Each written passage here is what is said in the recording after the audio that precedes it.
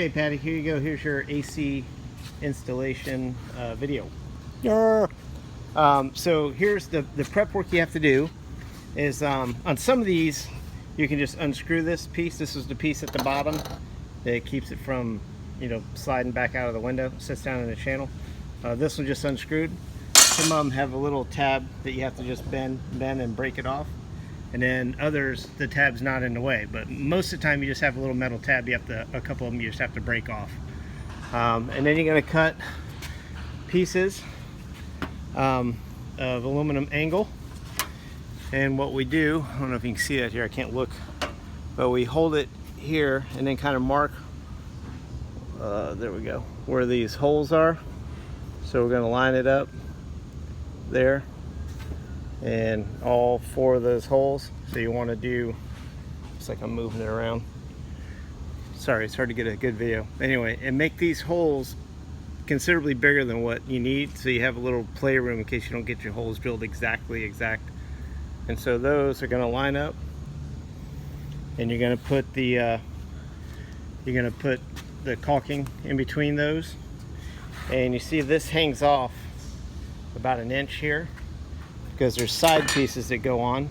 And what we do is these little tabs here that normally hold a little expansion piece for the window, we bend in. It's important that you bend in the front one, and then we're going to catch on the back one. All right, and then these, I guess I got the wrong one again. Oop, no, I just got upside down. So this goes, Bill already pre-drilled these holes, so it catches on that little lip and then drills in to that hole. So you have to use kind of short screws for that, and be real careful where you're drilling that you don't hit like a coil or something. So we're right at the very top and then right at the very bottom, and then of course we're going to use the caulking in between here and there. Right, so see how that makes this little fin around the AC. Now also these go down about 1 inch below the AC unit.